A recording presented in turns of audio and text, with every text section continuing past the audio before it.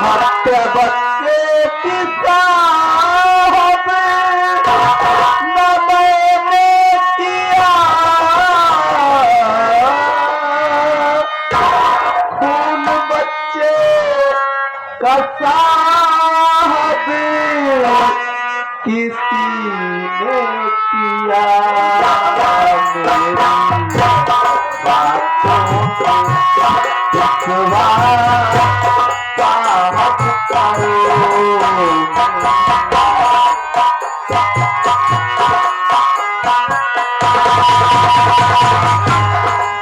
मेरी बातों विश्वास साहब करो। मेरी बातों विश्वास साहब करो।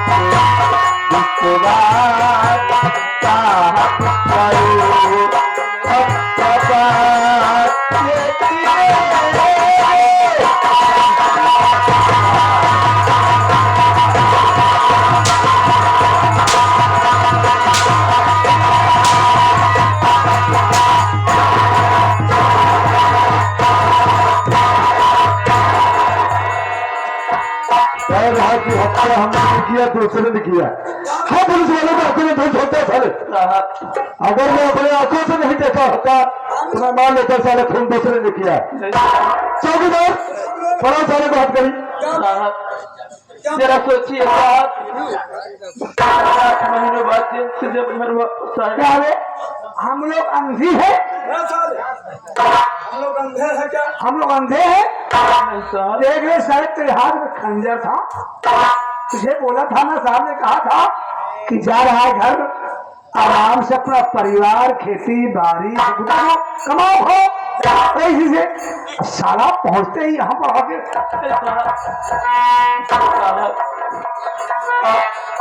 ठीक कह रहे कि आप अपने आंखों से देख रहे, लेकिन कभी कभी आंखों देखा सच नहीं होता है साहब।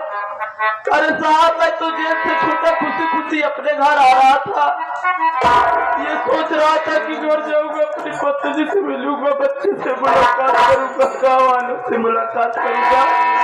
हमें क्या पता था साहब कि मेरे घर पहुंचने के पहले ही मेरे घर पर इतना बड़ा हादसा हो गया है साहब। अरे दुनिया में कौन ऐसा पिता होगा जो अपने ही मासूम बच्चे को काट डालेगा? नहीं साहब,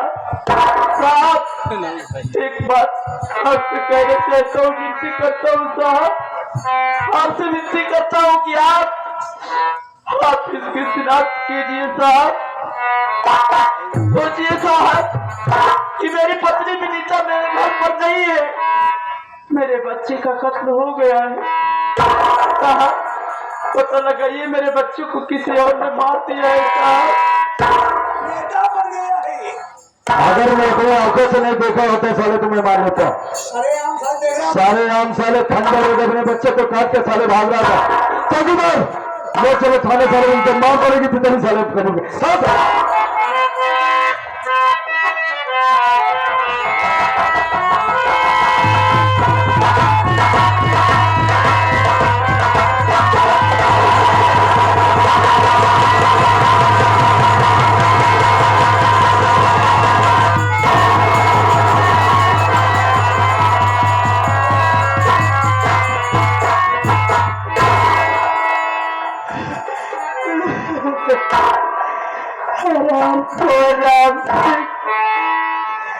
मेरे मासूम बच्चे को मार दिया और मेरी इज्जत लूट लिया हराम। अब मैं प्रिय में मुक्ति नहीं हूँ, मैं इस दुनिया में जीकर करूंगी क्या? मैं अपनी जान दे रही हूँ भगवान, मैं तुम्हारे पास आ रही हूँ।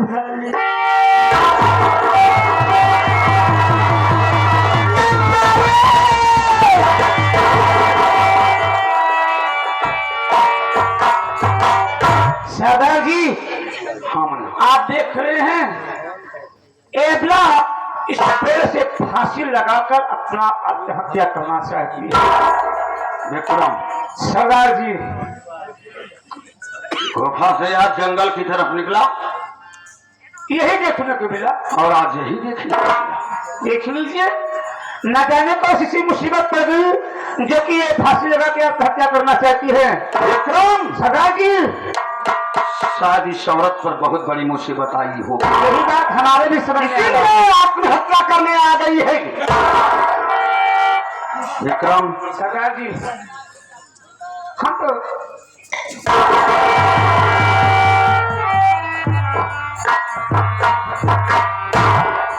ये मैं क्या देख रहा हूँ?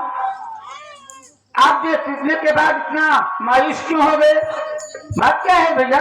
सरकार जी मैं समझा नहीं कुछ। इस औरत का चेहरा मेरी भाभी विनीता के चेहरे से मिल रहा है। कहीं मेरी भाभी विनीता तो नहीं है मुन्ना? वाह सरकार जी वाह, आप बहकी बहकी बात कर रहे हैं। आप तो कहा करते थे कि हमारी विनीता भाभी सारी प्रोग्राम सभा की प्रधान है, अरे उन्हें कौन सी कमी हो गई जो कि अपना गांव अपना परिवार छोड़ करके इस प्रेस से आत्महत्या करेंगी? सरकार जी विक्रम, हाँ सरकार जी आज मैं अपना प्राण के वजह से अपना गांव छोड़ दिया मुन्ना। जब मैं अपना गांव छोड़ा हमारे सामने कोई रास्ता नहीं दिखाई दिया। बदले के आग में जलता रहा रात दिन। एक दिन क्रोध में आकर के निकल गया चंबल की तरफ। चंबल में पहुंचने के बाद कुछ साथियों से जब हमारी मुलाकात हुई तो आज मैं चंबल का माना हुआ डाकू बदनाम के नाम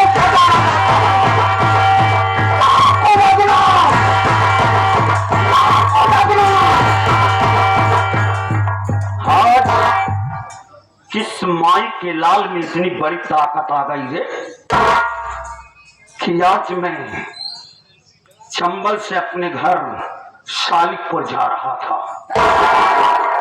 लेकिन रास्ते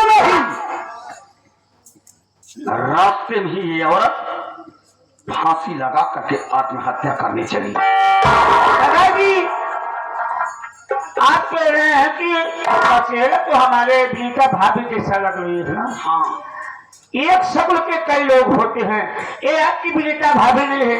मैं हमारा आपका फर्ज बनता है इसका नाम इसका गांव पूछकर सही सलामत इसके घर पर छोड़ देते हैं। तो ठीक कहता है विक्रम, अगर हम लोग छोड़कर चले जाते हैं हत्या कर लेगी तो ये औरत कुछ भी कर सकती है। मुन्ना, सरकार मैं इस औरत से कुछ बातें कर लूंगा। जरूर कीजिए सरकार जी। इधर आओ।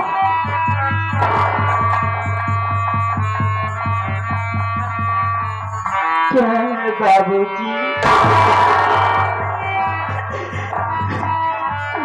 मैं तुमसे कुछ जानना चाहता हूँ, मेरी बात को सुनो।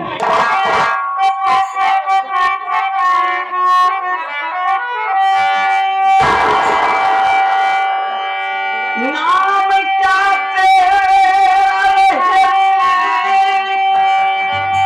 तू किस गाँव की?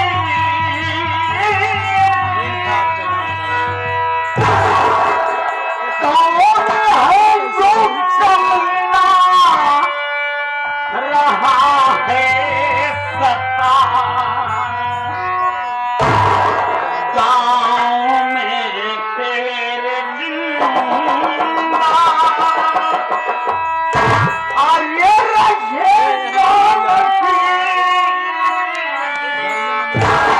नाम उसका मुझे जल्दी है तू।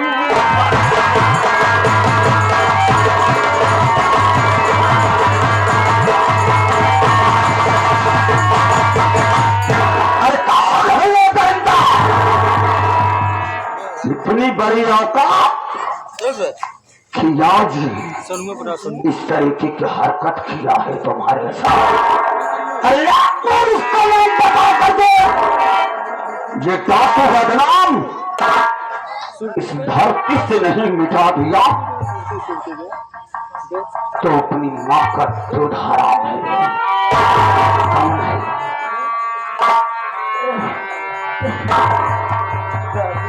क्या नाम है तुम्हारा? कहाँ की रहने वाली हो तुम? मेरा नाम विनीता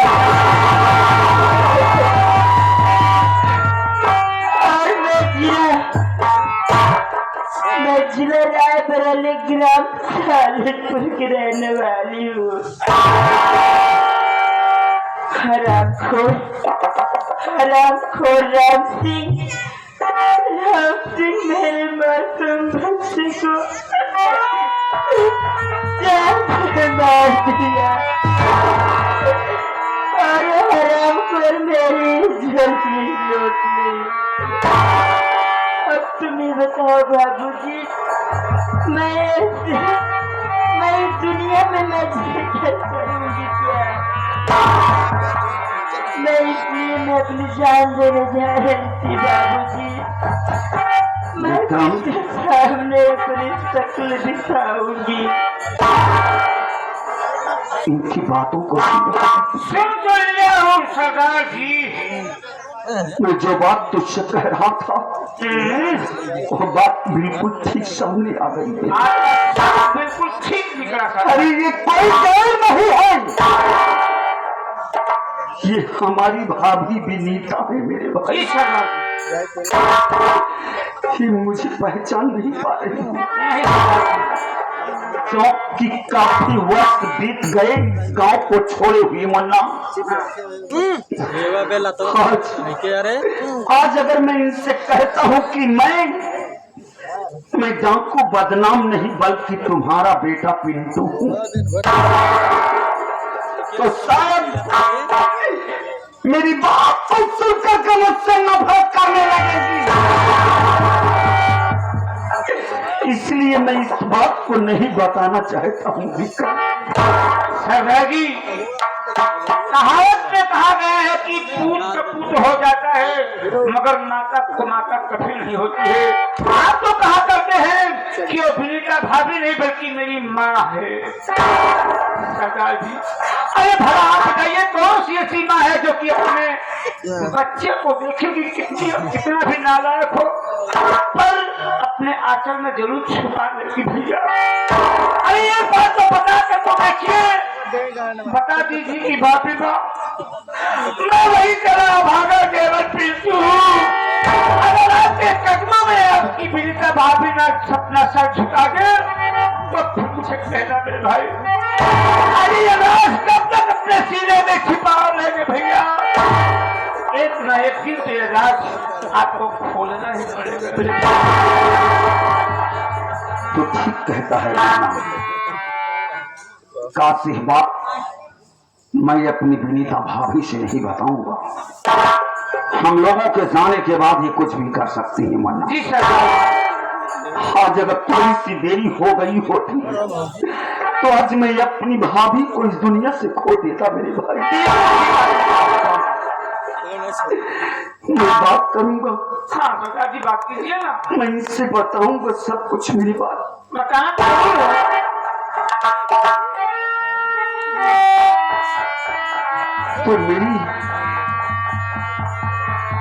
तो मेरी आवाज को भूल गई। हरी भाभी माँ,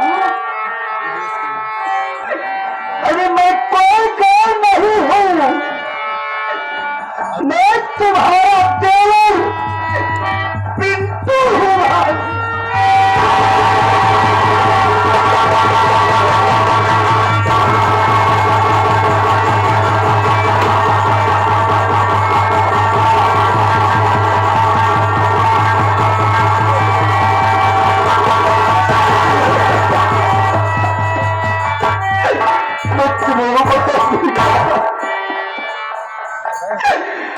मैं नहीं जानता था कि मेरे जाने के बाद मेरा बाप साला रम सिंह तुम्हारे साथ में इस तरीके की हरकत करेगा।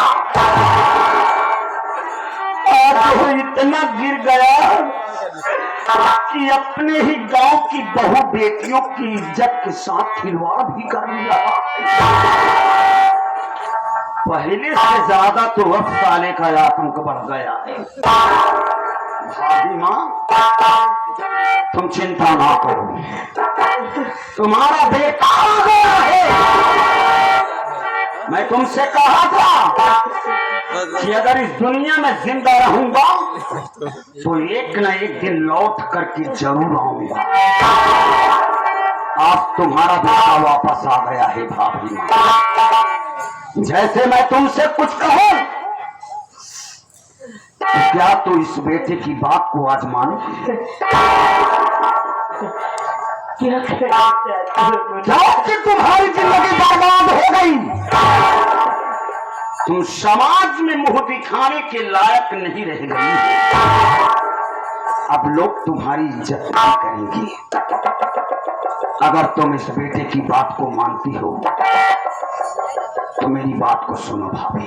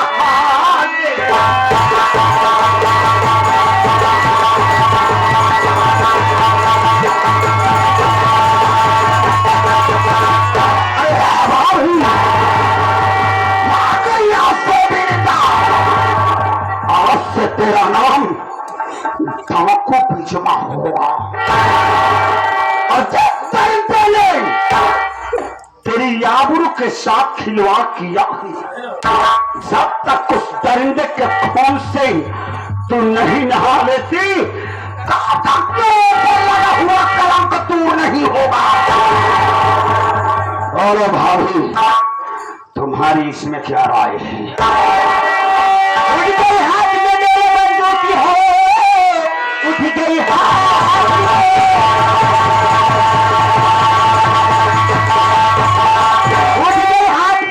बंदूक है।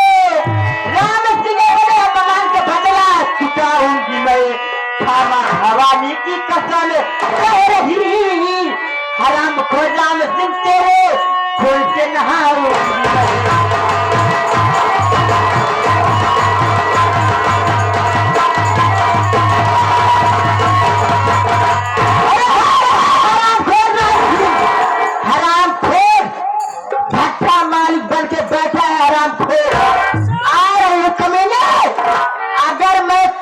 अपने अपमान का एक एक अपने अपमान का बदला नहीं चुकाई तो मेरा नाम डाकू भिजमा नहीं, हरामखोर कमीने। शाबाश शाबाश मेरे हिंदुस्तान की शेरनी। अरे नाच है तुझ जैसी बहन बेटियों पर। आज तुमने इस बंदूक के पानी को उठा करके तुमने आज उस फूलन को याद दिला दिया जिसे लोग फूलन देवी कहा करते हैं। वो भी बेचारी एक गरीब परिवार से थी, लेकिन कुछ दरिंदों ने मिलकर के उसकी आबरू का हाथ खिलवाड़ किया। लेकिन जिस वक्त फूलन देवी ने बंदूक के पानी को उठाया था, अरे ये दरिंदे को चुन चुन करके मारा था।